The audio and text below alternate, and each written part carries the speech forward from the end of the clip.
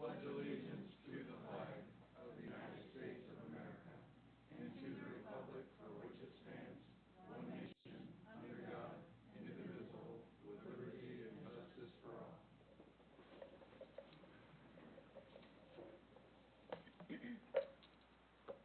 Good morning. This is the Porter County Board of Commissioners meeting Tuesday, December 14th, 2021, a little after 10 o'clock. Move right into the consent agenda. Melanie?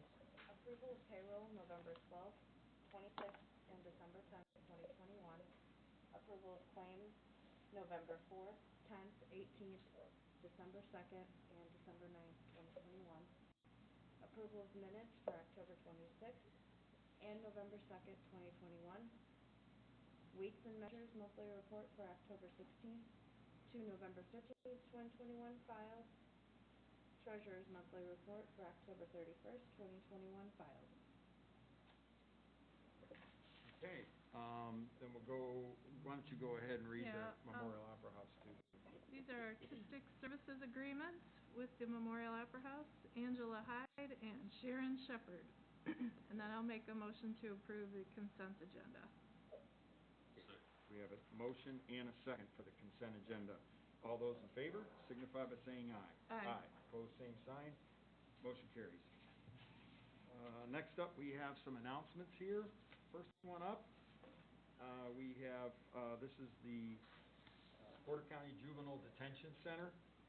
This is honoring Connor Steen for his 35 years of service as a detention manager at the Juvenile Detention Center out on 2 there. So why don't you come on up forward, and we got a little something here. Go ahead, Laura.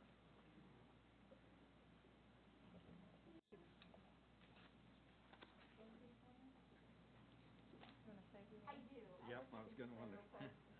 So Connor has been with the Juvenile Detention Center since 1986. He started as a detention officer, and then since that time, he's risen to be a supervisor and then our detention manager. During his tenure, he was also given the honor of being the 2012 Detention Worker of the Year by the Indiana Juvenile Detention Association. He's been a wonderful mentor to the staff with teaching by example, coupled with positive motivation. His dedication to the center is unrivaled. It is common for Kana to arrive at the center every day well before he is scheduled, and usually at the center far after he is scheduled to be off the clock. Not only has Kana been a strong supervisor and leader, he is also a caring mentor to the youth that we serve. He takes time to meet with each child and wants to hear their stories. He is well respected amongst the youth, and many look forward to seeing him every day. You can imagine that working in our facility, there have been many stressful times. However, that has never stopped Kana from having a positive outlook and upbeat attitude every day that he comes to the center. There isn't a day that goes by that he doesn't wish you a happy day. Usually walks in like today, he'll say happy Tuesday. And we'll always say it's going to be a great day. His positive nature is an inspiration, and we have been very fortunate to have such a dedicated staff member, and we'll miss him greatly. Congratulations.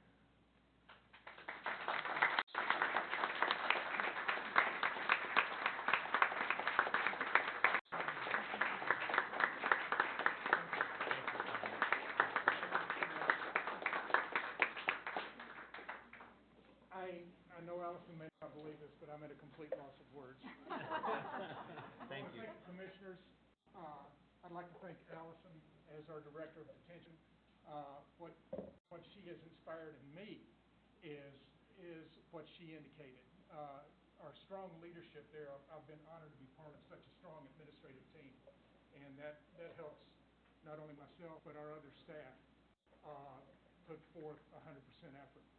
So, I mean, Allison, Becky, as our Assistant Director, I can't thank them enough for their professional friendship, their leadership, and their guidance, and I appreciate this, and thank you guys so much.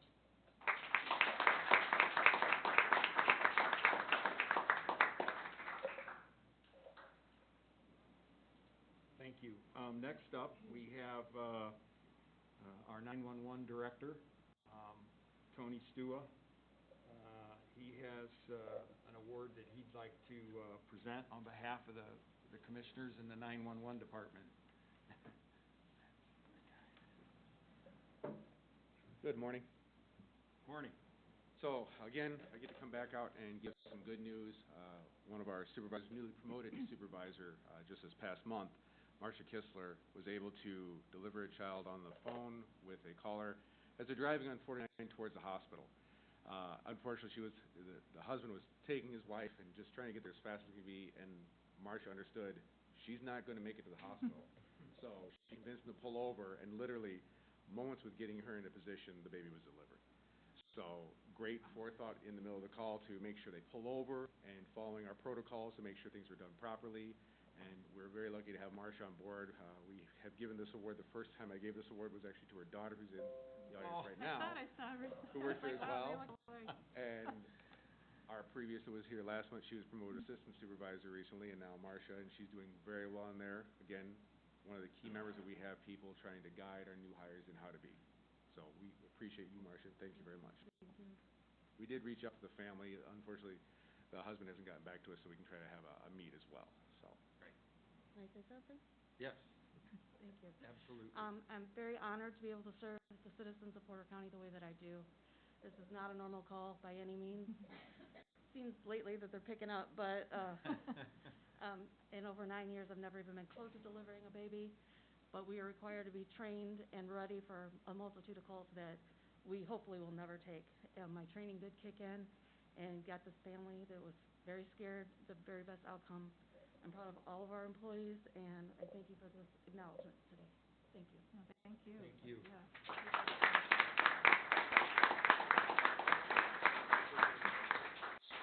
Get a picture? Yeah. Get a picture. It's time.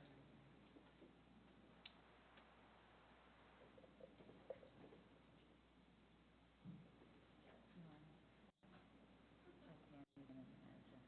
I would be freaking out. Oh my God. That's right. In the car? It's bad enough in a hospital.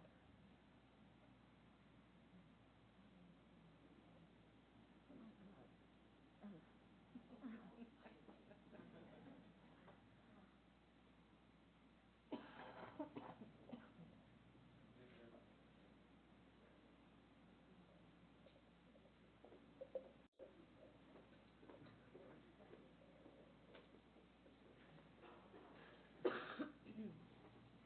Okay.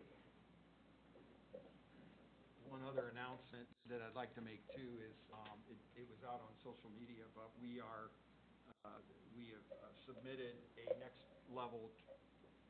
level trails grant, for the, trail up on, the Kankakee the Calumet Marquette Greenway Trail up on the north in the national park.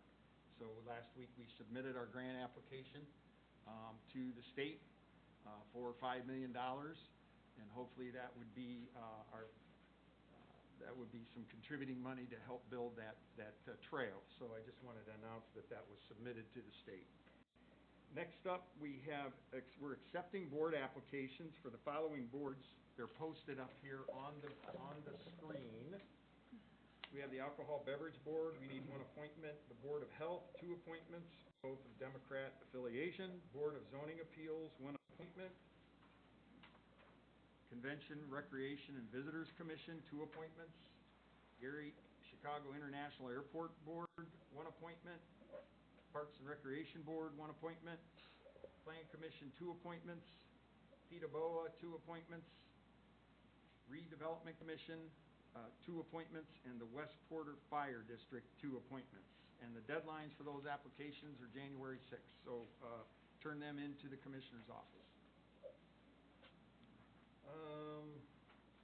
Next up, Commissioners.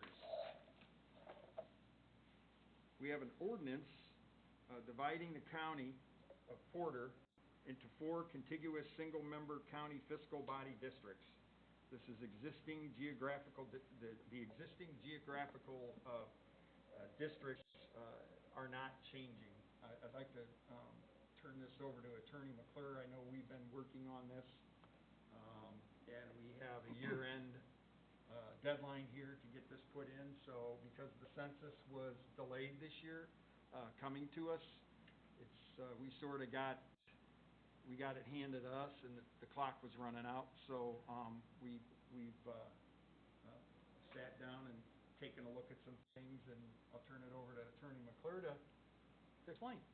So first, I'd like to thank Chuck Miller and GIS. He had access, obviously, to all the census data, got it all loaded into our existing council district maps. There's 4 different districts on the county council seats. District 1, 2, 3, and 4. Once we had all of that loaded in and took a look at the new population, all of our districts, the largest deviation in district is 1.17%. So we're still very tight on the division. And so therefore, after everyone had a chance to review the existing geographical boundaries, there's no proposed changes to the county council district seats from what they were previous, and that takes into consideration the population growth for the last 10 years. And again, the largest deviation we have is 1.17% between districts. I believe we're allowed up to 10% by law, so we are very close to that. And so after review, the ordinance was put forth for the commissioners' consideration to leave the county council fiscal body district seats, the geographical locations, unchanged. Motion to approve. We don't need a public hearing. Second. We have a motion and a second. Any further discussion? I'd also like to point out too that the commissioners' districts do not change at all. We're the ones, and neither do the 4 council districts either. But this is pretty much talking about the county fiscal body. The commissioners' districts do not change. We're voted at large anyway throughout the whole county, so the districts really don't, help in the election because we vote countywide, all county. So even though we're district commissioners, we're voted on by the entire county. So just wanted to make that point clear for everybody. So we have a motion and a second. All those in favor signify by saying aye. Aye. Pose same sign. Motion carries. Next up, we have an ordinance here to establish in Porter County here as a broadband-ready community. I'd like to ask Stu Summers to come up. We're going to have a public hearing here to talk about this particular ordinance. And so I'd like to turn it over to Stu Summer, who's been helping us put this piece together. Thank you, sir. Under Commissioner Blaney's leadership, we've established a broadband task force in Porter County. It's a broad representation of the community, the county, including council members Rivas and Jessen are on it. The library director's on it, East Porter County School Superintendent's on it, the Extension Service, and the Farm Bureau all provide membership. We had a meeting in October, and we heard from NITCO and Surf Air about their plans for extending broadband service throughout the county. We also had a very good presentation by Dr. Gallardo of Purdue University, who explained this broadband-ready initiative that's been put forward by our legislature and the Lieutenant Governor's Office of Community and Rural Affairs. Essentially, what this ordinance presents is verbatim what the statute requires before a community or a county can be declared as broadband ready. We think that there's some benefits to this. Essentially, the ordinance streamlines the broadband permitting process and sets some deadlines for approval of permits, forbids moratoriums on permits, and forbids preferential treatment between competitive internet service providers. Will be marketed in economic development materials by OKRA as a broadband-ready county. And you've heard about Build Back Better legislative initiatives at the federal level. Much of that package includes proposals to expand broadband eligibility to rural areas. We think that the state already has some broadband money, probably is going to get some more, and will give preference, Dr. Gallardo said, to communities and counties that have passed this broadband-ready ordinance. So 2 benefits I see for our citizens. One, eligibility for more funding to bring broadband to areas that are underserved. Underserved, by the way, is less than 25 megabytes download, less than 3 megabytes upload. And second, it will attract private investment. Recently, Commissioner or Councilmember Jessen and I met with a internet service provider who has set up financing and is ready to invest over $80 million in broadband expansion here in Porter County. With that service, and he's done it in LaPorte County, internet service bills go down. There's new competition in the market, and his base level of service, of quality broadband service, is $35 a month, and under a federal program for low-income individuals, 30 of that can be covered by a federal government grant. So we could get broadband service into our low and moderate income homes for $5 a month, which, as you know, with remote learning and jobs and taxes, everything's going online now. This is like bringing water and sewer to a community. This will be bringing us to the new generation. So maybe Laura should speak a little bit because she's the chairman of the committee. You covered it so well, and I appreciate you being here to speak about it. You're much more eloquent than I am. It was a unanimous vote of the Broadband Task Force to recommend this ordinance to you today. So this ordinance basically sets out in place for the county if they want to participate in state broadband grants and their own money, match money, whatever, that we can start developing sort of the areas in the county that don't have this type of service. And I know through the pandemic, we heard a lot of outreach about that. It's kind of like being shovel-ready. Yep. Mm-hmm. So this is part of the housekeeping that we have to do to be able to be prepared, to be able to jump into this game if the county chooses to do so. And that's what this is. You start with the ordinance, and that's what we're doing today. So We have kids sitting in the parking lots at the library doing homework when they're quarantined, and I know as a resident in South County and a mother, the kids have to have that connectivity. They just have to.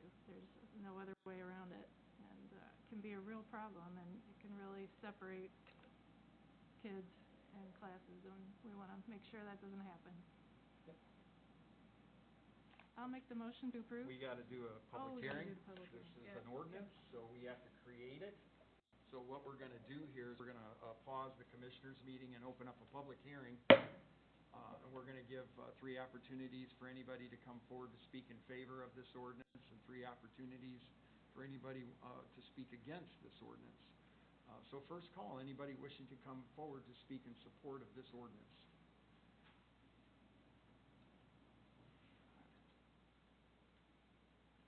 Hi.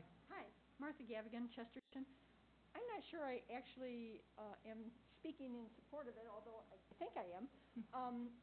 I've had broadband through Comcast for years, and I was just wondering what percentage of the county doesn't have broadband connection? Yeah. Sure. Yeah, please. No, please. Oh, I'd say we should probably do the whole hearing, right? What do you want to do?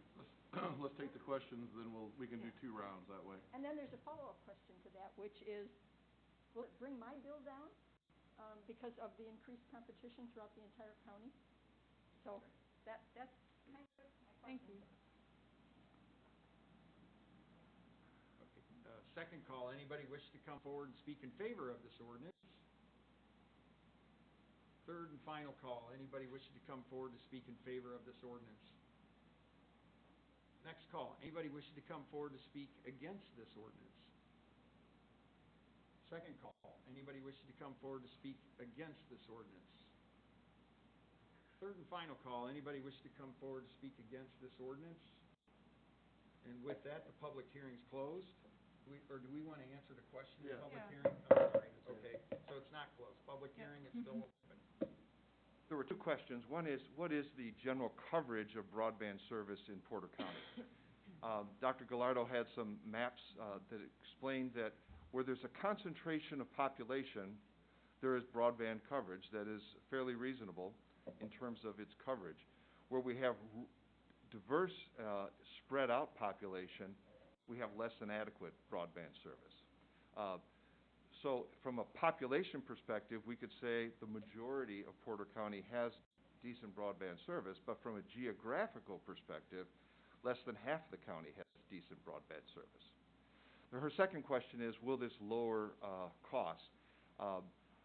We don't know for sure, but I can tell you that in my business, when a new broadband provider came to Valparaiso, as he was gearing up his implementation, my current Comcast salesman called and said, you know what, we'll lower your bill if you sign in for a 2-year guaranteed deal. So whether or not you switch service, I think there's a good chance that cost overall throughout the county will start going down when there's competition. And a lot of South County can't even get Comcast. It's, they get wireless broadband. There's towers, and if you have trees around or a hill or some other structure blocking the signal, you can have a big problem. Okay, so with that, the public hearing is now closed, and we'll throw it to our board for action. Motion to approve. We have a motion and a second on first reading for the ordinance to establish Porter County as an Indiana broadband-ready community. All those in favor signify by saying aye. Aye. Pose same sign. Motion carries. Next up, we have a proposed ambulance service contract. This is with Northwest Hospital. And I'd like to turn that over to Attorney McClure. I know the Northwest Hospital folks are here as well, too. Thank you for coming. Good morning. Good morning. Good morning. So what we have before the commissioners is a proposed ambulance contract with Northwest. It would be a 4-year, it could be up to a 4-year contract starting January 1st, 2022 and ending December 31st, 2025. The yearly subsidy would be $450,000, which is the same as we are currently paying now with no increase. This contract also has a termination clause that with 6 months notice, either party, the county or Northwest, could give notice and cancel the remainder of the agreement.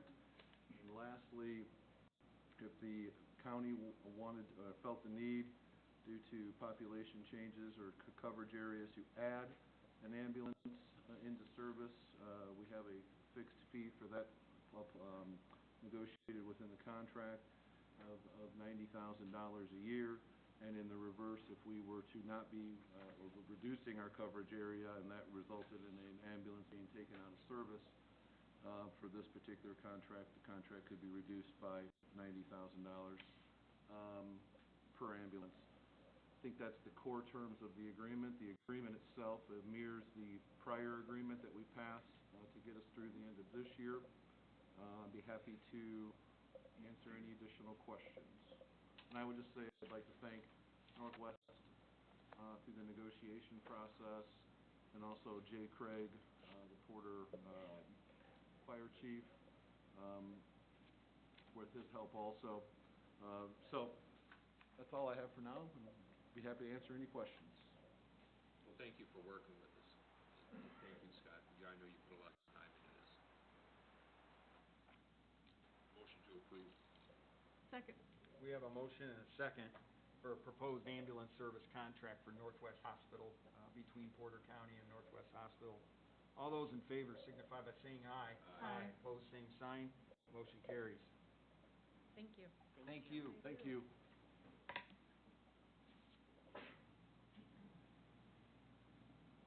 Next up, we have a memorandum of understanding between the Porter County, Indiana, and the Poco Muse Foundation regarding the operation and location of the Porter County History Museum. I don't think any of them are here today, but I met with their president and a board member and Kevin Pazer. Scott was there, and we talked through Attorney McClure. We talked they actually approached us wanting to move. Their vision is not about historic buildings, it's about sharing history with, the public and bringing it to life and, learning from it. And the building became just, they wanna move out to a more modern space. And that worked well as we're in the project with, Memorial Opera House and having some extreme space constraints there. So this, memorandum of understanding comes from language that they sent us and that we talked through, and both sides are pretty excited about the future of both venues and how we can serve the public. Scott, you wanna talk about details? Sure, so the details of the memorandum, the old jail really has two parts. It has the actual old jail part and then the sheriff's residence on the front. The 1871 jail will remain as a historic site and available to the museum and the POCO Muse Foundation. The sheriff's residence, they would be vacating. They'll be moving their they have a time period to be able to responsibly move the artifacts from the current location. They are, this MOU also allows for the Historical Museum and its artifacts to be presented at a site not limited to, but including 20 Indiana Avenue here in Valparaiso, which is across the street, and that is the Porter County Museum Foundation-owned property. The Porter County will continue to be, the Porter County Commissioners through Porter County will continue to be fiscally responsible for the employment of the Executive Director, and I believe that's the points of the MOU. Happy to answer any questions. Okay. Motion to approve. We have a motion and a second on a MOU, Memorandum of Understanding between the Porter County Commissioners and the POCO Museum Foundation. All those in favor signify by saying aye. Aye. Pose same sign. Motion carries. Thank you. Next up, we have an animal control and animal shelter service contract between the Porter County Board of Commissioners and the Town of Pines in the amount of $2,000.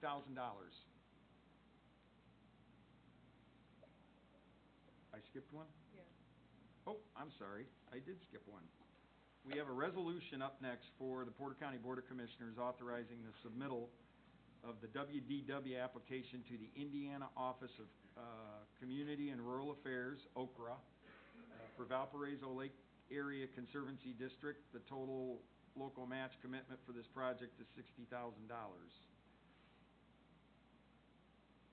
This is for the Lake Area Conservancy District. They're putting in an OCRA grant.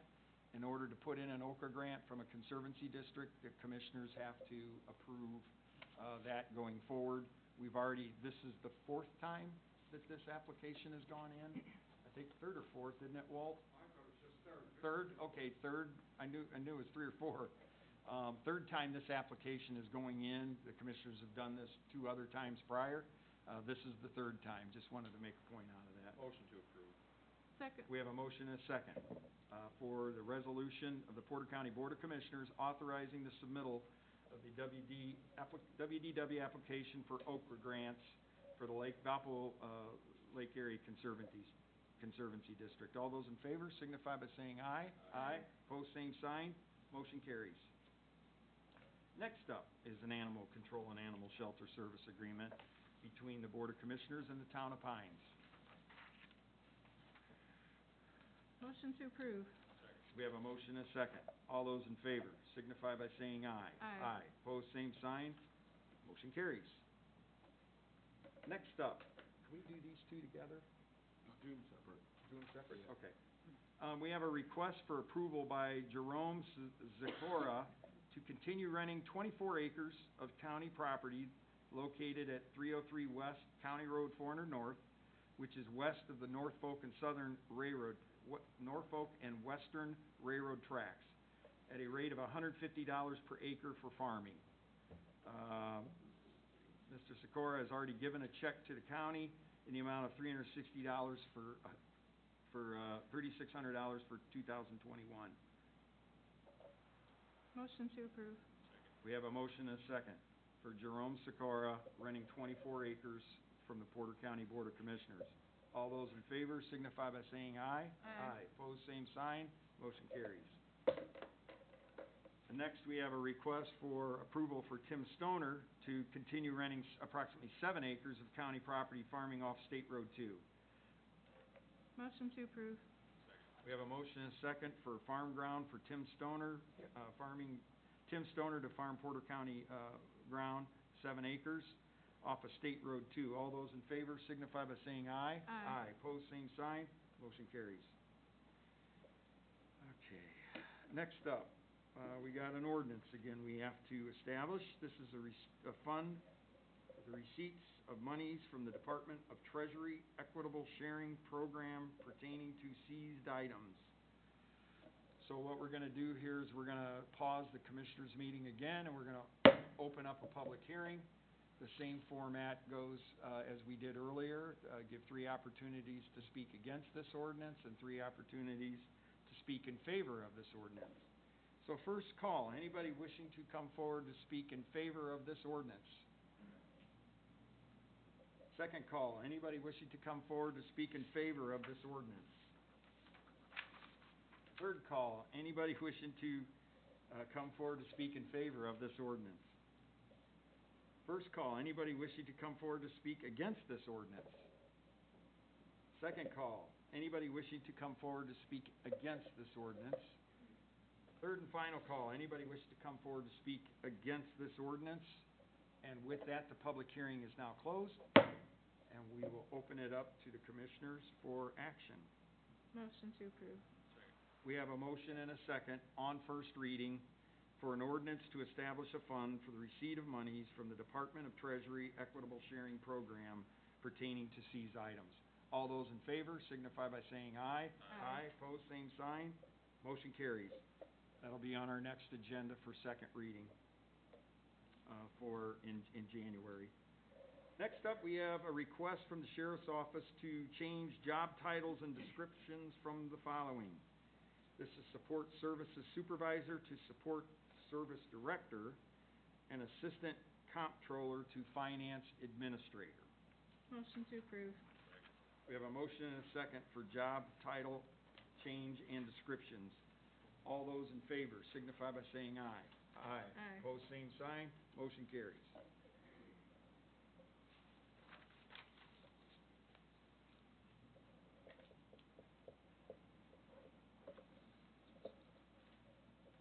Next up, Juvenile Detention Center, Allison Cox. Good morning again, Hello. Allison.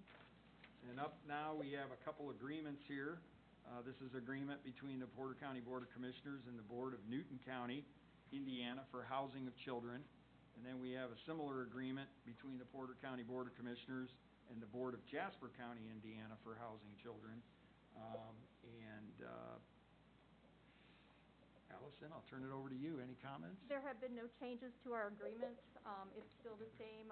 Newton County has 1 bed per day that is promised to them if they need it, and Jasper County gets 2 beds a day if they need it, still at $140 per diem. Because we've had to do an increase in regards to some services such as mental health services, we all know that that's an issue right now with a lot of the kids that we're holding. We are probably, not for this year, but the coming year, 2023, we'll probably be asking for an increase in the per diem of those 2 counties. Also, just to let you guys know, we are also holding for other counties with non-contractual. Tippecanoe County in particular has been using us a lot lately. So I will be talking with those counties to see if they would like to enter into formal agreements with us as well. So I would let you know as soon as that happens. Allison, when's the last time our per diem rate has gone up? I want to say that we did this probably right before COVID, because it was about 110 per day, and then we moved it up to 140. So I think it's time again to bump it up a little bit. Everything else has gone up. Yeah, why not? Why not? Cost of everything. Yeah. And real quick, just so you know, this is Matt Helpingstein. I just want to introduce him. He is actually taking over for Connor Steen at the end of the year when Connor retires. So he's Got going to be some our big new shoes to detention. fill. That's right, I know. Welcome aboard. Yeah, Be thanks. great. Thank you. Good. Well, the first agreement is between the Board of County Commissioners and the Board of Newton County. That's the first one we're gonna vote on. I'll throw that to the floor for action. Motion to approve. Second. We have a motion and a second on an agreement between the Porter County Board of Commissioners and the Board of Newton County Commissioners for housing of children. All those in favor signify by saying aye. Aye. Aye. Opposed, same sign. Motion carries. Next up, similar agreement with Porter County Board of Commissioners and the Board of Jasper County Commissioners, Jasper County, Indiana, for housing of children. Motion to approve. We have a motion and a second. All those in favor signify by saying aye. Aye. Pose same sign. Motion carries. Thank you. Allison. Thank you. Happy holidays out Happy there. holidays, guys. Yep. See Good you. luck, welcome. Next up, our assessor, John Snyder.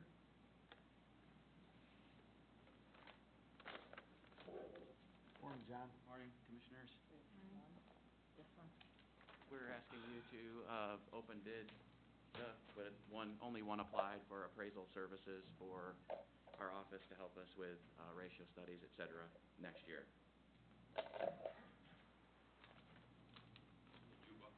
You've gone through this, you looked our, I have not, We're I've not opening touched the bid as of yet, yes. oh, I'm sorry. Can't. You better not. Thank you, yes. Took it that you'd already received. Okay. So who is the one bid from? Appraisal Research, I believe.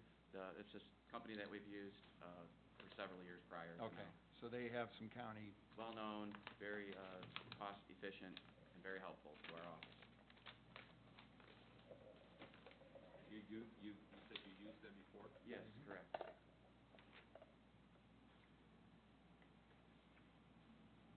okay, Appraisal Research Corporation will carry out the annual adjustments 2022 in Porter County at a cost of $43,900. Yep, so that's the proposal, Yes, good. $43,900. Thank you. Do you wanna bring that back, or what is it? Not sure what we do next. I can't recall the process here, Mr. McClure. Since they're the only bidder. Once you're comfortable with, you wanna take a moment and make sure they followed your request, and then maybe come back up, and if it meets your requirements, then the board can take action on it. So I can grab it now? Yeah. Okay, good. And then thank you. just wave Addison at the end of the meeting, if you Yes. feel comfortable, you can come back up, if Okay. not, we can put it on the January agenda and vote on it then. Okay, we'll take a look. Okay, Thank you. Appreciate it. thanks, John.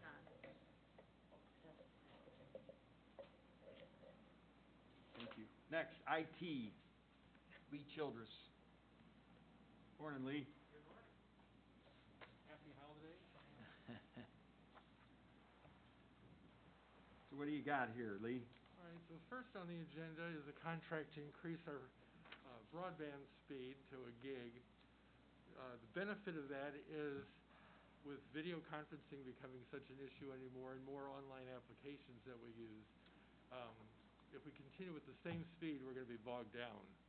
So we need to increase the speed, some more fluidity. Is that for this building, or is that for? That is for our building. For this building here, admin? Correct. Okay. I think we were just talking about that this morning, weren't we? Yep. Motion to approve. We have a motion and a second for a contract with NITCO to increase our fiber bandwidth here at the admin building from 250 MB to 1 gigabyte in the amount of $850 per month. All of those in favor signify by saying aye. Aye. Pose same sign. Motion carries. And then what's next? Second order of business is we need to have a secondary backup system so that if our primary one fails, we don't lose important data for the county. That system, I've got 3 bids there. The lowest one, it's drastically lower only because it's a company that deals with government entities and we've dealt with for a long, long time. CDW? Yeah. Yeah. Motion to approve the quote from CDW. We have a motion and a second for additional storage device to establish more data backup for the county. low bid price with CDW at $229,015.11. All those in favor signify by saying aye. Aye. Pose same sign. Motion carried. Thank you very much. Thanks, Lee. Thank you. Next up, Lori Daly Expo. This is a request to approve a revised catering agreement. And I'm sure this is based off of pandemic, COVID stuff, or? A little bit. A little bit of it? So essentially what it is, we have an existing catering contract that the commissioners sign with the caterers. Included with that is a percentage that is paid back to the expo for the use of the kitchen, our equipment, our dishes, being a preferred vendor, us pushing them. What I've seen in the last couple of years is a lot of pushback from the client and from the caterer. Now, remember, I was a caterer at the expo before the director job, so I've seen both sides. Mm-hmm. My proposal is to do a flat per person rate instead of the percentage plus the additional dollar per person. Essentially, it's 3% of our total revenue as it stands right now. So it's minimal. It is a minimal reduction, but it has the potential to bring us a lot more business. And it makes it easier to administer. It makes it a lot easier. It streamlines it instead Not a of... formula. Yeah, it is a formula. Yeah, no kidding. Motion to approve. Second. We have a motion and a second to approve a revised catering agreement for the Expo Center. All those in favor signify by saying aye. Aye. Pose same sign. Motion carries. Thank you. Thank you, Lori. Highway Department. Rich Sexton. We're gonna receive and we're gonna open our bids for 2022 supplies.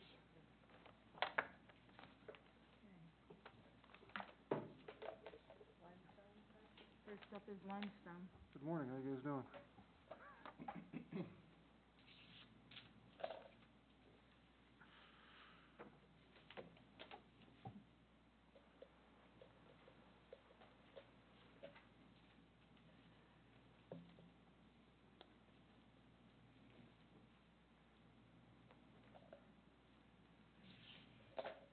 The first bid is Ralston Paving.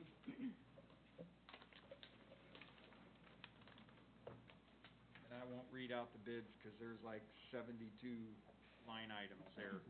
I believe this is limestone, correct? This is limestone? This is still limestone. Yep. This is Harry Brown Trucking.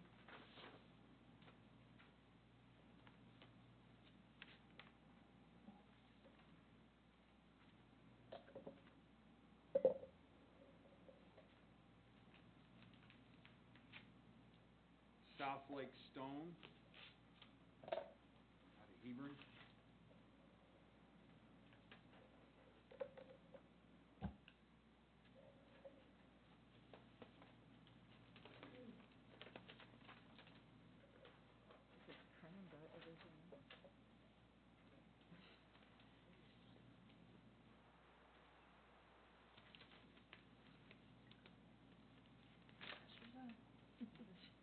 Nimble fingers there.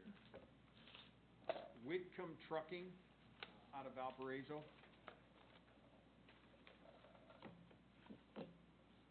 That's it for limestone. That's it for limestone. Final quote for limestone is Ozinga Materials and Logistics out of Hanna, Indiana. Next up is slag. Slag.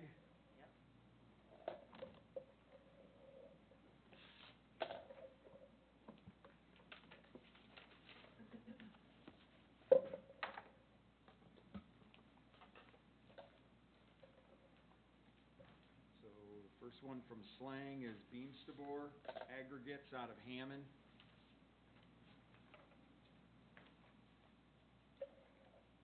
There's only two, so this is the last one for slag.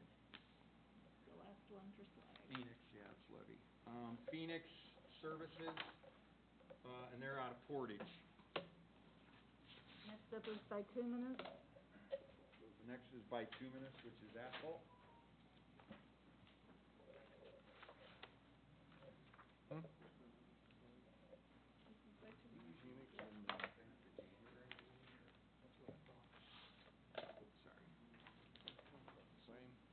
Central Paving out of Logansport.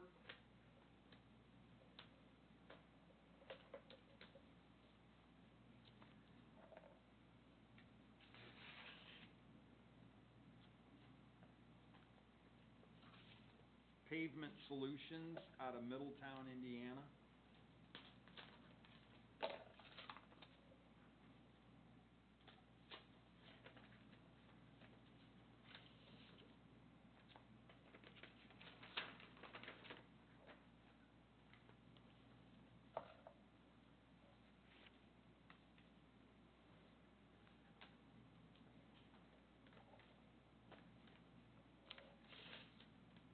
Bitmap Products of Indiana, Ashley, Indiana.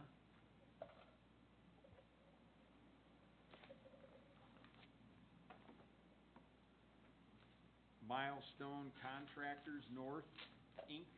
They're out of Griffith.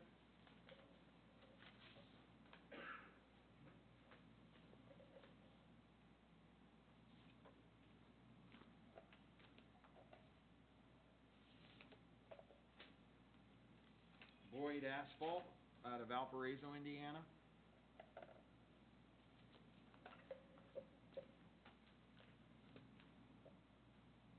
Asphalt Materials, Inc. out of Indianapolis.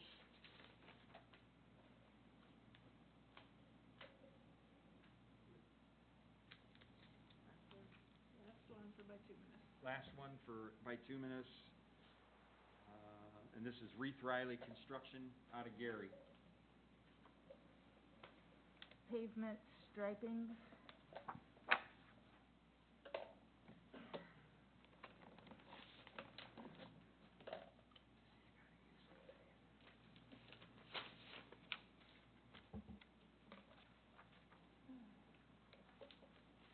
Striping.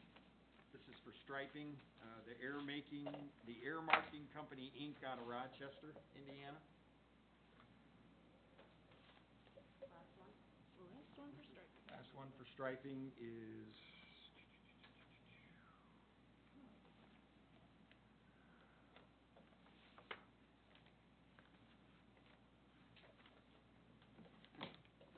Then that one. Indiana Traffic Services. Equipment rental is next. Equipment rental. Equipment rental. Pavement Solutions, Inc.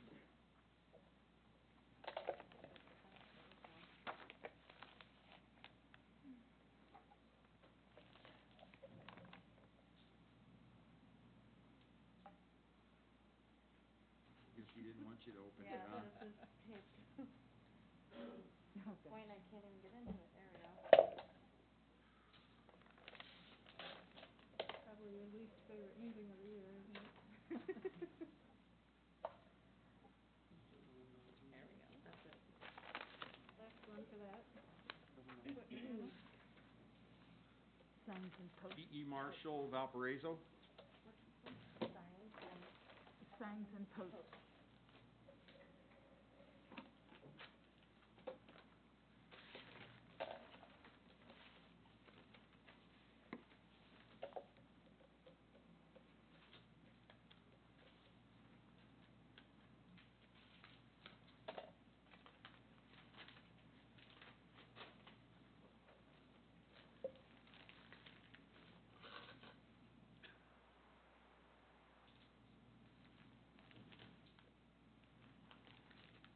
Thank you.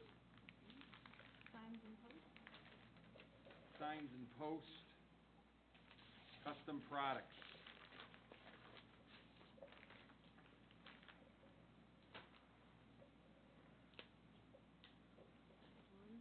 Last one for signs and posts. Stello Products. calcium chloride Calcium. solution. Calcium chloride. Just one.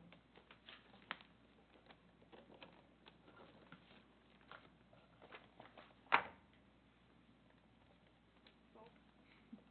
For salt. Great Lakes Chloride out of Warsaw. Diesel fuel.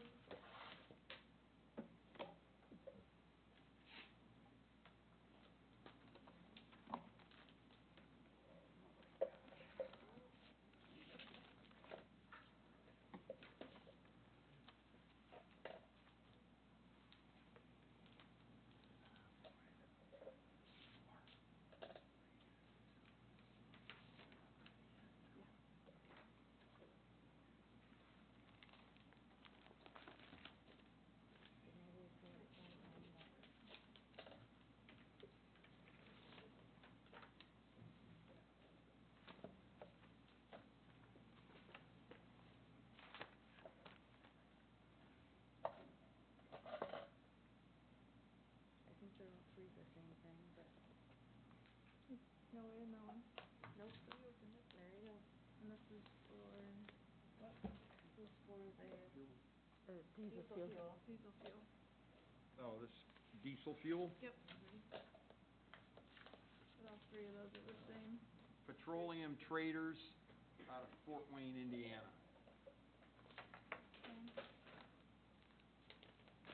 This is, petroleum again, this is Triple J Mar Petroleum, locally.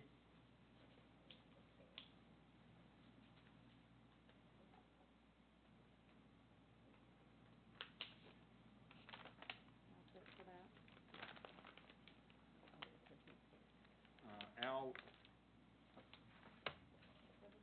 Al Warren Oil out of Hammond. Next up is culverts and guardrails. Culverts and Guardrails.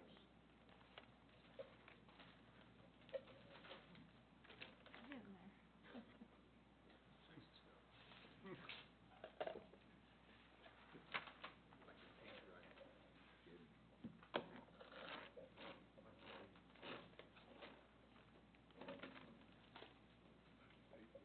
St. Regis Culvert out of Indianapolis.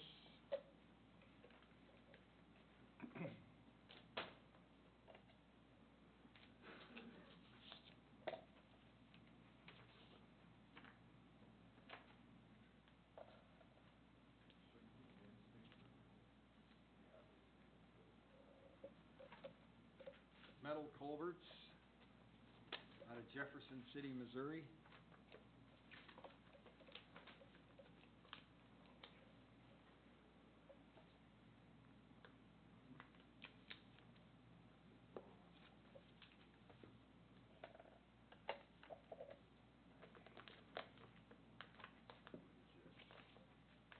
What are these now?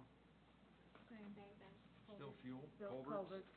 Okay, this is Drew Corporation out of Zion, out of Indianapolis.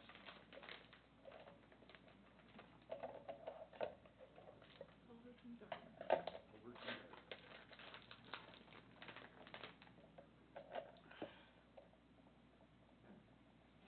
Messed around with that one. Oh, they are not. Day at the office, huh?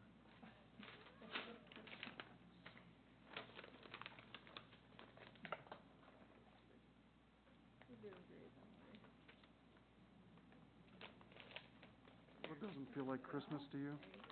So it doesn't feel like Christmas to you guys? Feels like Christmas to me right now. All right, well, I'll try something Pepco else. Culverts out of Francisville. And the last category is precast or pre-stressed bridge slabs and beams. Okay. That's the last one? Yes. The official category. Chapter 8, culverts and pipes. Culverts and guardrails. American Timber Bridge. That's it? That is it, yes. Those are it. So you guys are gonna go review these and then we'll come back in January and, Yes, sir. you'll present at that point. Yes, sir. Okay. Thank you. Have a good Christmas. Thank you. Merry Christmas. You want this? Get it out of your hair. You got it? Okay, next up, Development Stormwater Management. Bob Thompson, Mike Novotny.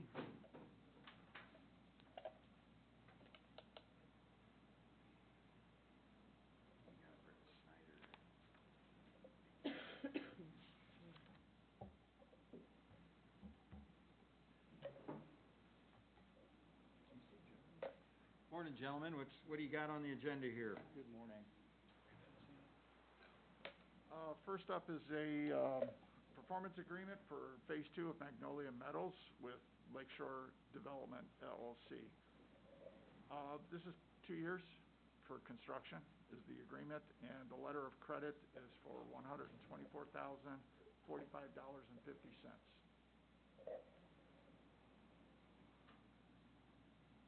And this agreement will go for another 2 years, you said?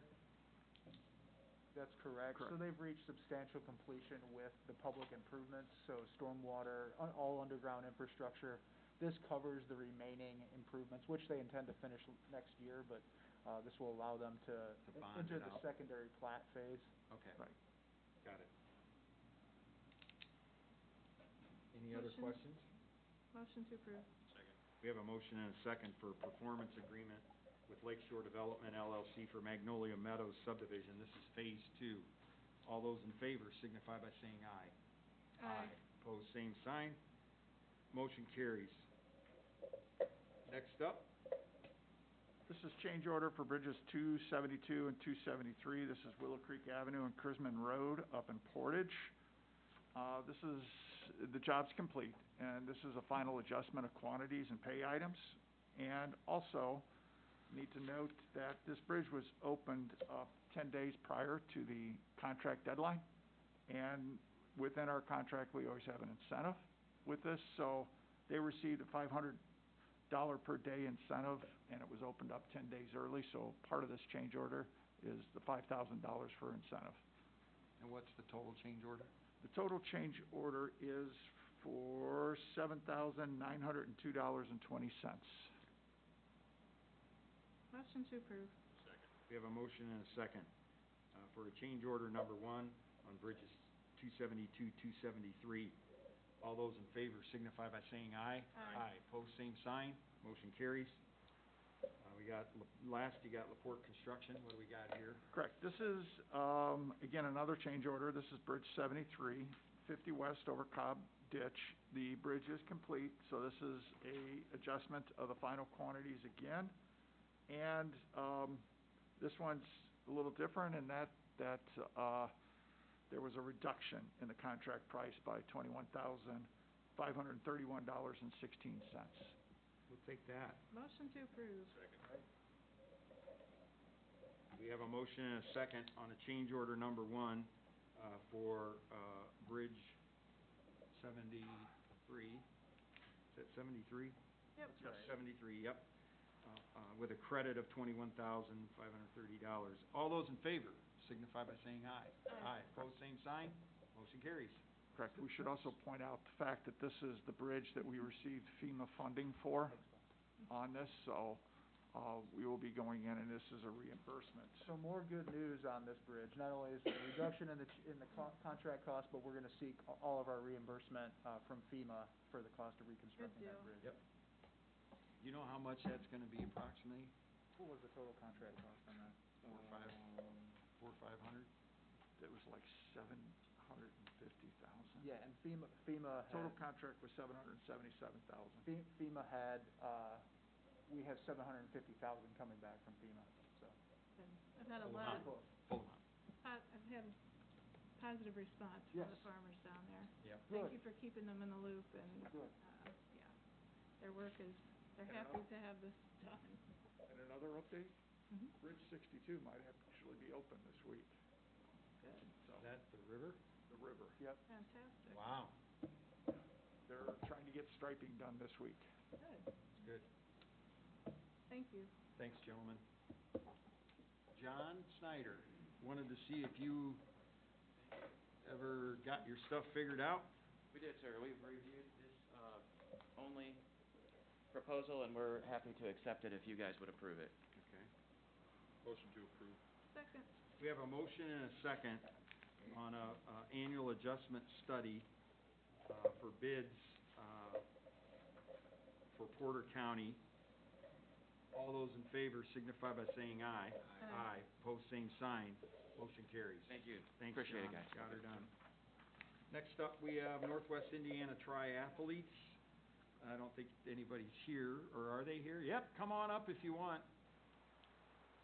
This is a notification regarding the Brickyard Triathlon, which will be held on Sunday, May 1st, 2021. Portion of the bike route will cross into Porter County from Lake County, but no roads will be closed. These roads will include County Road 750 West, County Road 450 North, and County Road 650 West, and County Road 350 North. Porter County Sheriff's Department and the Highway Department and the Hobart Police have all been notified. Anything you wish to add, sir? I just wanna thank you guys for letting us come here. We were invited, or we were added to the agenda back in 2019, and you approved it at that time. Unfortunately, we had to cancel the race because of COVID, and in 2021, it was still up in the air, so we're back at it, hoping to try to go for 2022 here. Everybody's excited about it, and so it looks great. I mean, as far as City of Hobart's really excited about it, and also the Hobart High School. And like I said, the bike course will be going into Porter County a little bit. It's mainly country roads, so we don't really anticipate much traffic congestion because of it. We will be coming down County Line Road just for a short brief, just north of the railroad tracks there. So. Motion to approve. Good luck with this year. Thank you. We have a motion and a second. All those in favor signify by saying aye. Aye. Pose same sign. Motion carries. Good luck. Thank you. Go get 'em. Last up, we got Porter County Right to Life, Pat Tuttle. This is a request. Hi, Pat. This is a request to use the northeast and northwest corners of the courthouse grounds on Saturday, January 15th from 11:30 to 1:30 for a prayer vigil. There will be a 6-foot by 2-foot vinyl banner, an amplifying system, and two 2x4 tables. Right. Motion to approve. Second. We have a motion and a second. All those in favor signify by saying aye. Aye. Pose same sign. Motion carries. Thank you. Thank you. Thank you. All right, we're at the end of our agenda. I wanted to add. Yeah, before we get to the end of our agenda, I know Commissioner Blaney has something she'd like to share. As all of you know, we have the American Rescue Plan Act funds that we have just come out with a plan for the first part of that money. And although we've had public meetings, we had a public hearing before we voted on that, there has been a call for additional means of public input. So I worked with Kurt Ellis, our communications specialist, and going live today will be a page on our website, and it explains what the funds may be used for. It gives links to the Treasury rules for these funds, so you can reference those. It talks about in some detail what our plans are for the first part of the money that we've already approved. The council still needs to do their final vote, and we'd love to have input here. There's space to put your input, and we'd love to hear from you. This is something you can access 24 hours a day. We will all get copies of whatever is put in this public input area. It should be live today. You should be able to access it right from our front page, right? There's a big blue box there that says Building for Better Future Now. I'll be changing that, but they can also go to porterco.org/ARP input. Madam Auditor? And I'd just like to add that on the auditor's webpage, we are working on a similar ARPA section that's going to be more from the standpoint of audit compliance. So it's going to be a little bit different from what you might be presenting, but this is to show how we are going to be tracking and monitoring the expenditures. All right. Thank you. So we're at the end of our year-end meeting. Anybody wishing to address this board? Come up here, give your name. Hang on, we got two people coming. I pointed to her first, so. Okay, go ahead. Martha Gavigan, Chesterton. I just wanted to thank you for the Trails Grant application. As someone who goes up to what I call the Dunes Bikeway, I know it's called Marquette something now. You know, every year I'd have to force myself to go up there and ride my bike because of the boulders that you have to ride on, and that's ignoring the large puddles that were up there. But it's also a very beautiful area, and even though it seems very straight and very boring by the NIPSCO power lines, depending upon the time of year that you're out there, the wildflowers can be absolutely gorgeous, not to mention the fact that in the fall, with the trees, with the changing colors on the other side. So, but it will be very nice to finally have a bike trail that is a joy to ride on. Thank you. Thank you. Thank you. Next. Anybody else? Commissioners, also in that blue box, we do have the information about the grant on there where the public can go and provide comments on the trail grant as well. Thanks, Kurt. Name and address, please. Good morning. It's Morning. Susie Talevsky. Address? Could I not state my address? It's You don't want to. private, I We guess. always ask, but. Yeah, no, I don't think it's necessary that I state it, right? You don't know? We always Or I ask don't for know. name and address. If you don't want to give it, don't give it. Okay, all right, great, thanks. I am a resident of Porter County, I'm sure you know. So, I have a few questions for the commissioners.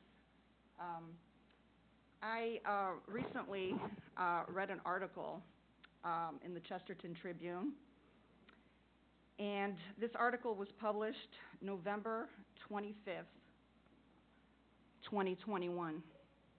This article was a guest commentary by one of the commissioners, Commissioner Jim Biggs of the North District. And in this article, Commissioner Biggs brought to the attention of Porter County some very serious issues.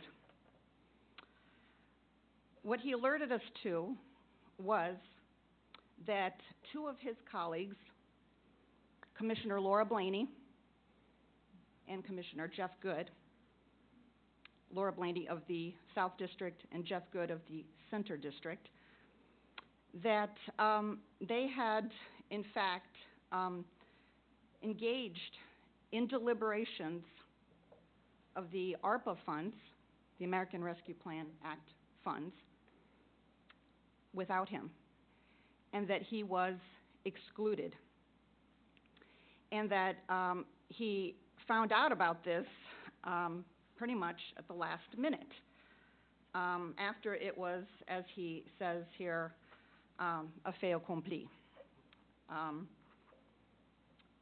So this was, of course, of grave concern to me, Commissioner Good. I'm sure you probably know this is very concerning when a citizen reads this kind of thing.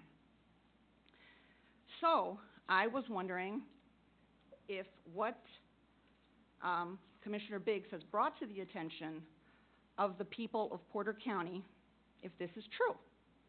You know, he states here that he believes in open-handed, transparent efforts to weigh and sift through the particular projects against the universe of possible ones. He says, my colleagues solicited no public, invited no comment, held no hearings. These projects are distinctly their projects. That means Commissioner Blaney and Commissioner Good's projects. There was really no, they were issued basically by decree. And there was really no due diligence that was practiced. So, I would like to know, I came here at this public meeting, at the commissioners' meeting, to ask you both directly, was Commissioner Biggs included in the deliberations for the distribution of the American Rescue Act funds? Commissioner Blaney, please. We got the money in May. The funds have been here. Anyone can have input at any time. We're in the back all together all the time, not meeting illegally. We all have offices back there. I personally spoke with Mr. Biggs about a few of the things. Can you tell us the dates? I'm not going to get into all that. The council approved this plan. I mean, it needs council approval. We've done nothing illegal. I'm absolutely not suggesting that. I'm just asking you whether what he has stated here is true. Well, unlike some other people, I so don't I'm like just, to get into this public I'm sorry? I don't like to get in this public throwing mud at each other. It was all done the way it was supposed to. I'm sorry, excuse me, We had a question, do public you think this hearing. is throwing mud? Is that what you're saying? I'm sorry, but this is not. This is actually a public service. And that's, you know, unbelievable that you would insult one of your fellow commissioners like that. In fact, you are throwing mud, Commissioner Blaney, right? Oh, sure. Yeah, sure. So, again, I'm just asking you, did you discuss with Commissioner Biggs, and when did you discuss? Yes, I did discuss with him When? prior to our meeting. When, prior to your meeting, like when? This is public comment, not cross-examination. No, I have a right to know. I mean, I have a right to know. This is, I don't have an agenda. No, I don't. What is my agenda here? I'm just trying to find out something. Hold on. You have the floor. You can ask all of your questions and give all of your comments. Thank you. Hold on. This is not, if any of them don't have this isn't cross-examination. I'm not cross-examining anyone. I'm trying to figure out whether this is in fact true. Please continue. So I'm trying to find out, that's all. Like, when were these deliberations held with Commissioner Biggs? Prior to our vote. Right prior to your vote? Like, Prior to the vote. I'm sorry? Prior. When, I know, but it's unclear. It's unclear. When, it's not a cross-examination. I'm just trying to find out when prior to the vote. It's unclear. I have to tell you, I went through every single one of the minutes from May, and I cannot find anything in the minutes, at least, of when there were any deliberations at, you know, a public meeting like this with Commissioner Biggs. So it's just very confusing, and I'm just trying to find out. That's it. I have no agenda. I'm just trying to find out, get some answers. That's it. This is a ton of money coming into this county, and Commissioner Good, I hope that you believe in open and transparent government. Always have. Me too. Yep. Hey, we're on the same team right there. So I'm just trying to figure out, right? I think all good citizens believe in open and transparent government. They do. Right? I mean, that's like just a foundational value that we have in our society, and certainly in the state of Indiana. I mean, we have one of the strongest, of course, public access laws in the country. I'm sure you're aware of that. And that's because the legislators in this state believe in open and transparent government.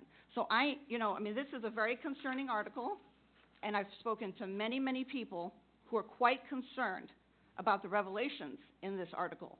So I think it's fair for citizens to be able to come here and just find out, you know, what's going on. So, because I am not able to find out in these minutes here, you know, any information as to when these deliberations took place. So that's why I came to ask you directly. So, so you said that you had spoken to him prior, The whole funny thing about this is you're asking for us, when did we get together and talk? And by the open door law, that is a violation. So you're asking us the question of whether we violated law, and we didn't. Well, Okay, no, so there's the answer to your question.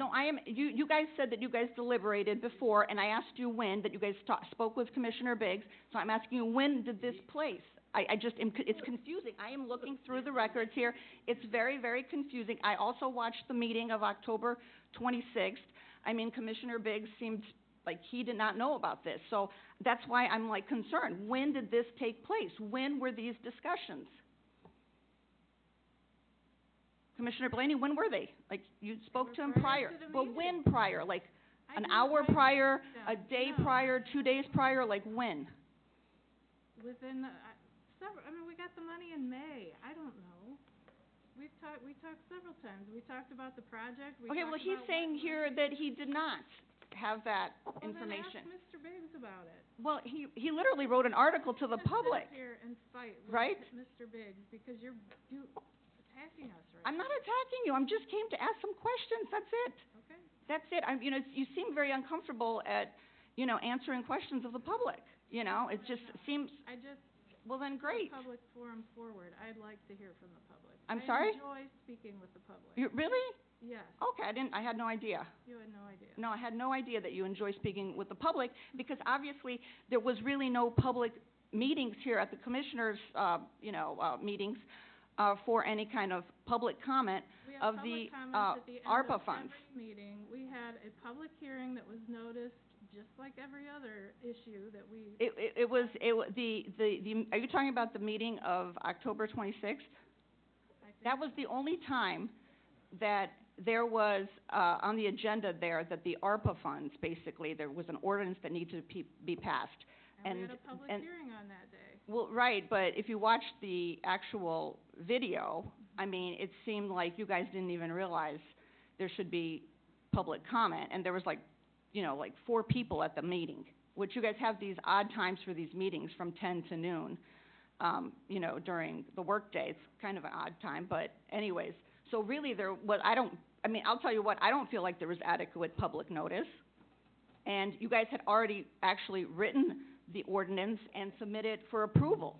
So prior to that, when I looked through the minutes, I did not see anything where there was opportunity for open public comment. I mean, if you could point it out to me, of course, I mean, I might have missed it.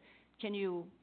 Every single meeting, we allow public comment. There was, I understand there's every single meeting, but the ARPA funds were not on the minutes or on the agenda for every single meeting. They were only for the October 26th. You're I know. sitting there and Go you're ahead. asking her an answer, and then when she answers you, you start talking. Okay, go ahead. So if this Go ahead. doesn't change, ma'am, if this does not change, we're gonna close this meeting Okay, go down. ahead. Go ahead. You're being very confrontational. Just like Confrontational. you were at the council meeting last week too, where you made a spectacle of yourself there as well. I was confrontational at the council meeting? From what I hear, you were. Absolutely not. Well, that's what were I you hear. there? I didn't see you there. I wasn't there, but. Well, then how can you I hear. testify to Well, that? I wasn't That's there. absolutely I looked untrue. on the meetings and I went, what were you doing I mean, there did you on watch October? the video? I did. I think I was very polite. I All just I'm made a telling statement. you is if you don't quit interrupting. Go ahead. When someone asks you a question, ma'am, you have to have the respect to let them answer. I and you've definitely not- have an you immense have not- respect for you. You did it again.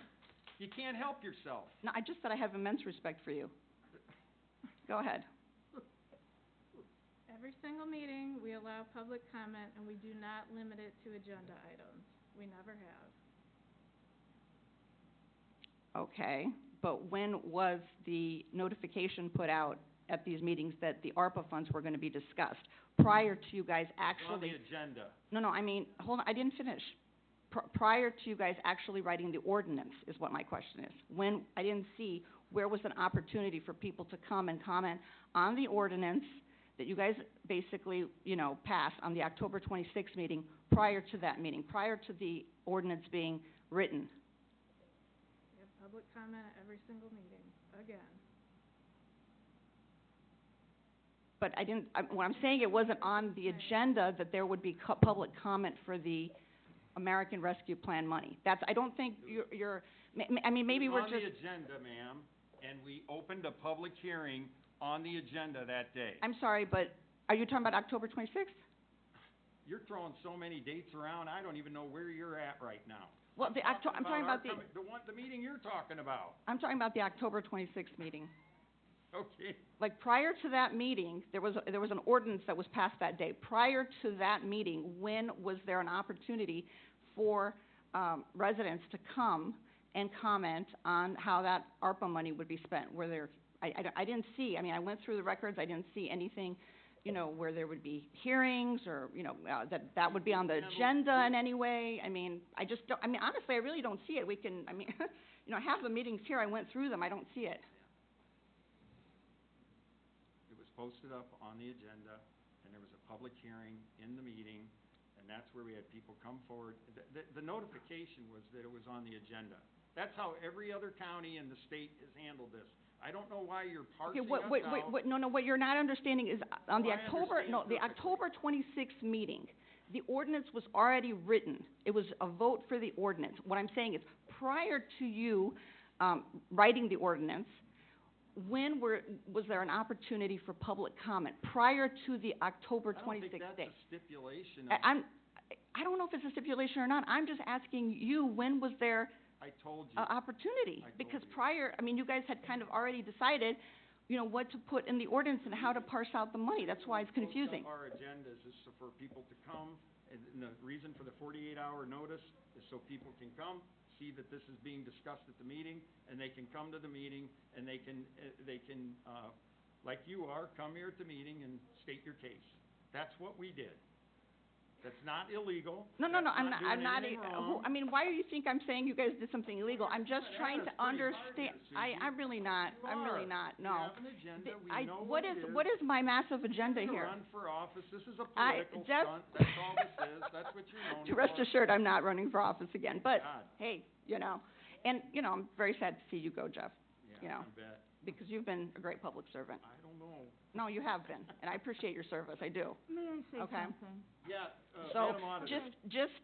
Madam Auditor would like oh, to go say ahead. something. I don't know if this is going to help at all, but there's been a lot of publicity about the American Rescue Plan Act, and there were constituents contacting me, what can this money be used for, and how do I, find out more information? And the people who came to me, I referred to the Commissioner's office because statutorily it's their responsibility to come up with a plan. So I can tell you, I know of people who gave input to the Commissioners because I referred them to them. And for full disclosure, I have a request. I didn't present it to them, but through the attorney. I have my own, because I knew it was coming, that they're thinking about this. So I don't know if that helps at all, but I can tell you that there were people who contacted me, and I referred them to the Commissioners, because it's not my office to decide how this is going to be spent.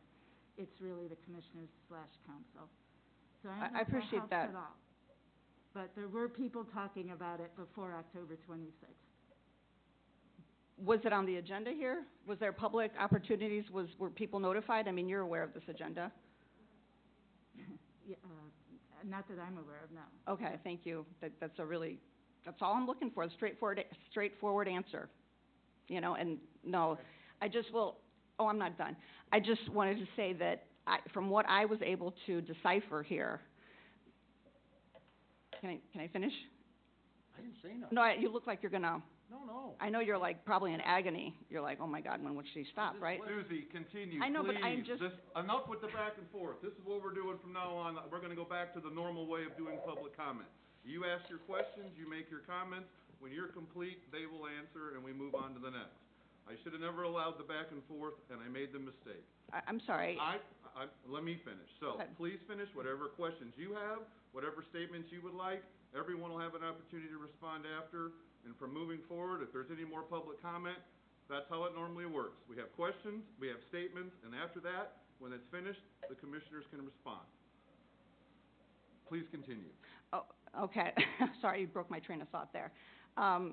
So basically, I was just telling Jeff, Commissioner Good here, that, you know, I was not aware of any of this. I mean, I reviewed this. It was not really in any of these agendas and any of these meetings up until the October 26th meeting.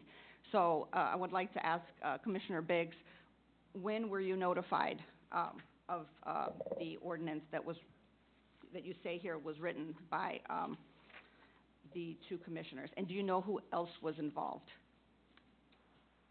I was notified by the county attorney, probably 3 or 4 days before the meeting. How were you notified? By text or telephone. I was on vacation at the time. I was notified. The meeting was for that following Monday, I believe. Tuesday, I'm sorry. And did he send you the allocations or the draft ordinance? No, I never saw the ordinance until I got into the meeting.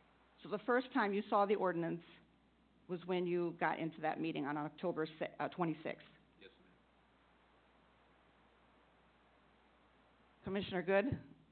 I mean, is that correct? Right. Did you share the ordinance with him prior to that? I can't recall. How about you, Commissioner Blaney? He knew I was on it. Wow, this is interesting. Okay, so,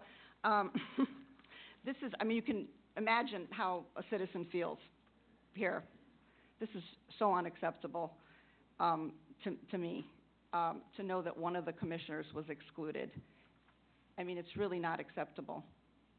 I mean, just from what I have read in the documents here of the public meetings, and reading the article, obviously, watching the video of the October 26th meeting, which is pretty clear just in watching the video. I hope everybody watches that video, that Commissioner Biggs did not know about this, did not know about the allocations, and that somehow, at some point in time, you two did it on your own.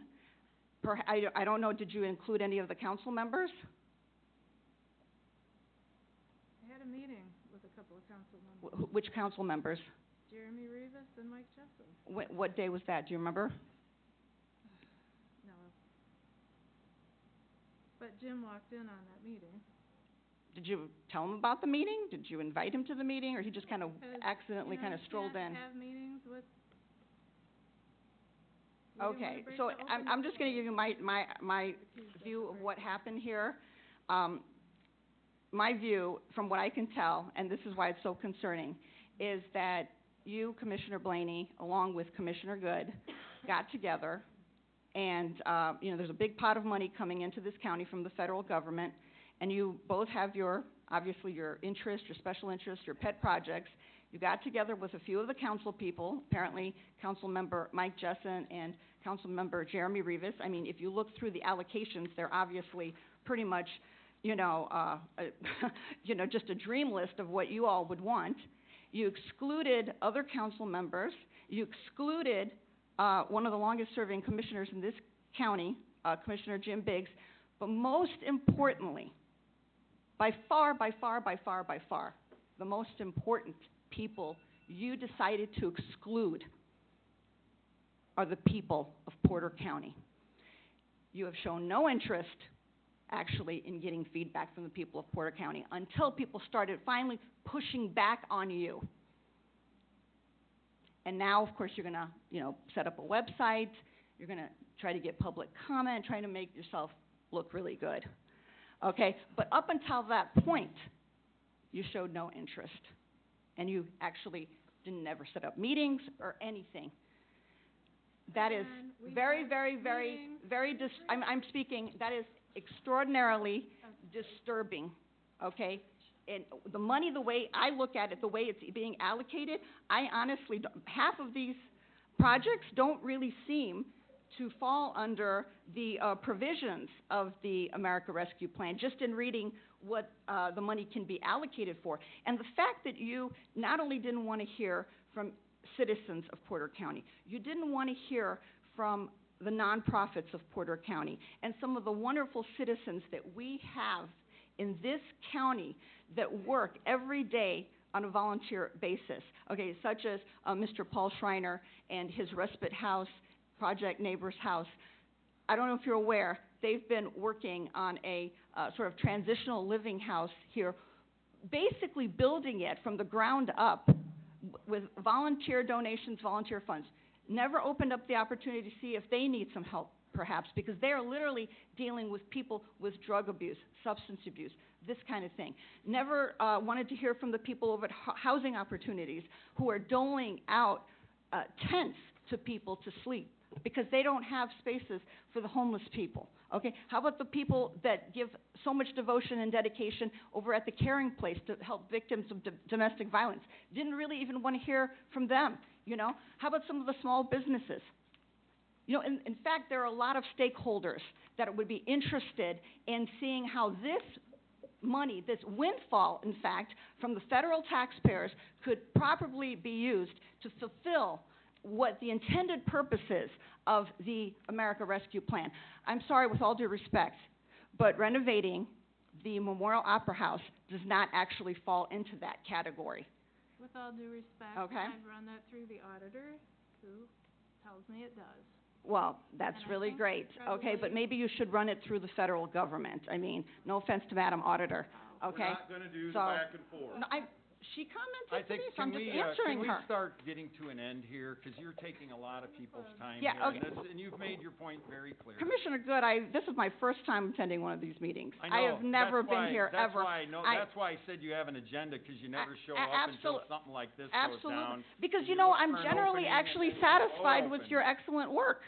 Yes, I am. Okay. Yes, I am. In fact, I read through these notes about the opioid. One thing I appreciate you on very, very much are you is wrapping the up here? opioid. No, I want to make a comment. No, you got, should we put some time? No, on I this? want to make a This is comment. taking way No, too you're much trying time. to say that I'm some sort of person against you. I'm not. That's I actually not what I'm appreciate. saying. I I'm actually. saying you're taking a lot of people's time here. Well, we have over some the time, same and this thing is my. over and over. Well, I just want to appreciate you with what you know. I read So here you got- that you had made some decisions about excluding yourself from the opioid, you know, the state opioid fund that Porter County should go on its own. You do a lot of great things, and you do fight for Porter County every single day, and I do appreciate you. So please don't think that I come here with agenda. I come here with a concern, and I think I deserve your respect too, that I am simply a concerned citizen, and I don't like being excluded. I don't like one of our commissioners being excluded, and that's it. And it's, I don't have an agenda. So, you know, falsely accusing me of something like that to discredit me is really just kind of beneath you, and I don't appreciate it. You know, because you are a good commissioner, period. If you want to argue with me on that, you know. So anyways, I would ask that this commission actually reconsider. I think, obviously, the council has not approved this yet, so there's still time for all of you to do what is really right and really demonstrate how you believe in open and transparent government. Set up open hearings for how this initial tranche of money is going to be distributed, okay? You're not going to get everything you want, but you probably get a lot of it. And hear what the needs are of the people out here, the needs of Porter Stark, you know, the mental health problems that have been going on, the, you know, suicide rate that's been going up, the fact that we don't have a detox facility and that we have been going through an actual opioid crisis. Hear the cries of the people. Hear the voice of the people. That's all I ask for. That's it. You know, and I think that you guys can do that still. So I really appreciate your time. And I want to thank Commissioner Biggs. Thank you so much for that article. Thank you so much for alerting the people. You are the epitome of a true public servant, and I really appreciate that, because otherwise we would not have known about this. And I really appreciate your service to this county. Thank you. Anybody else wishing to address this board? Yeah, come on up, Paul.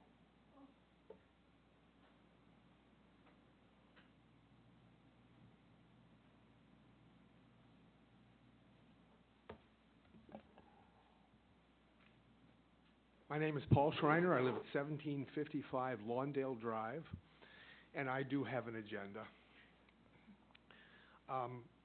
I confess a couple of things. I have attended maybe one county meeting in the past, so I am profoundly ignorant of the business that you guys conduct. I was rather impressed, although not enthralled, with the business of today, so I give you kudos for doing some rather, I don't want to say ho-hum stuff, because having good streets is important. It just doesn't excite me. I did attend the council meeting at the Opera House. I did read your article, although I didn't pay close attention to it. I caught wind of $5.5 million being used to renovate a building that for 128 years has served this community pretty well. I've attended events there. I should back up. I want to introduce myself a little bit. I am the executive director of a small not-for-profit called Project Neighbors, which for 50 years, 52 years now, has provided services to people in this community. I also was the co-founder of a place called Front Porch Music, a very tiny little cultural entity that for the 20 years that I owned it, provided an awful lot of cultural treats to the people of Valparaiso. So I am in favor of taking care of the Opera House. I am also in favor of taking care of some other human needs in Porter County.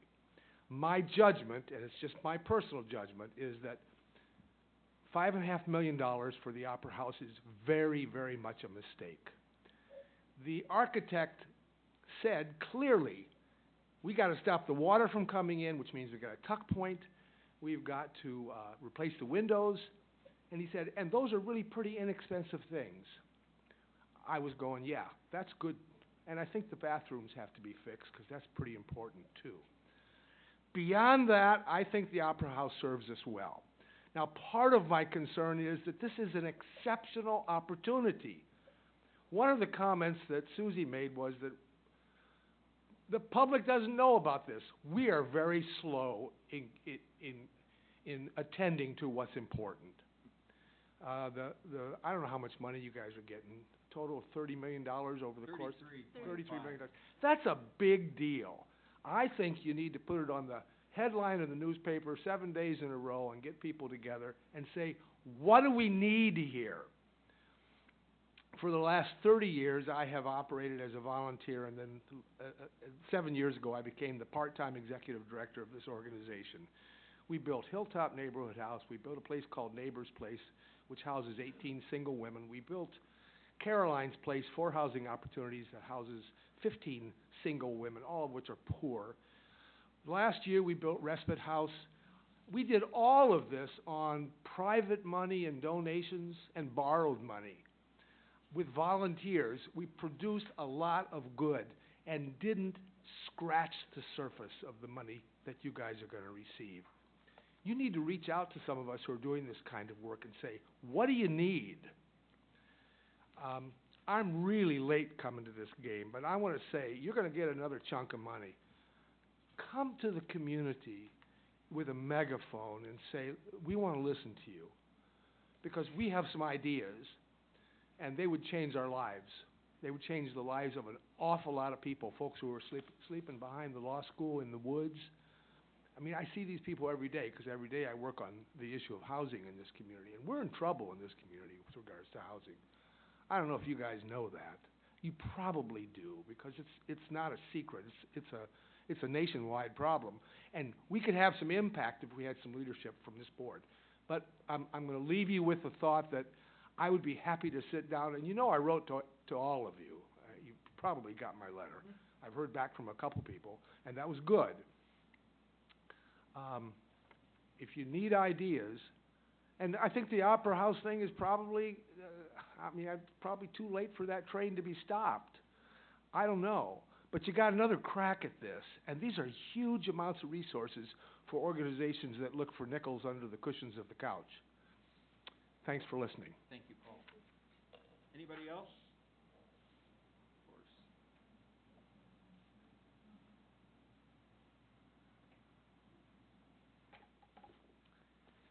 Hi, my name is Garrett Wolf from 13 Covington Drive, Valparaiso.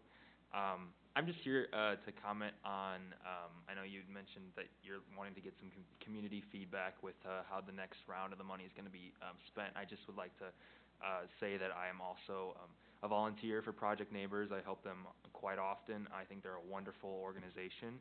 I do support community theater, and I want to also commend you. I was very excited to see that $1 million are going to be allocated to the township trustees. I think that's a wonderful initiative. I just would like to see for the next round of funding to maybe prioritize things like mental health. We have a really big suicide crisis happening in this county. I think that's no secret. You can see because of the effects of the pandemic. I would like to see maybe some money or some resources being sent to Porter Stark Services, which in my view is kind of inadequately funded, and they don't do necessarily enough for our mental health services in this county. I also would like to see some money maybe allocated towards nonprofits like Project Neighbors, because I think that they are vital to this county. And this previous year we had, like was mentioned previously, we had nonprofits giving out tents to homeless people, which I thought was very concerning, and something that maybe we could use this money for.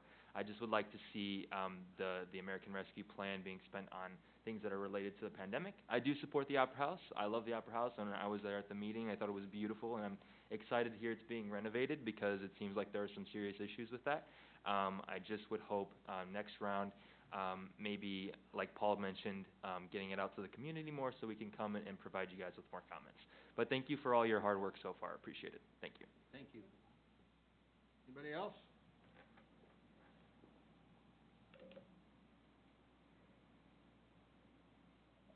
I would encourage you to go to our website and put that in writing so we all have copies of it, so it doesn't get lost moving forward.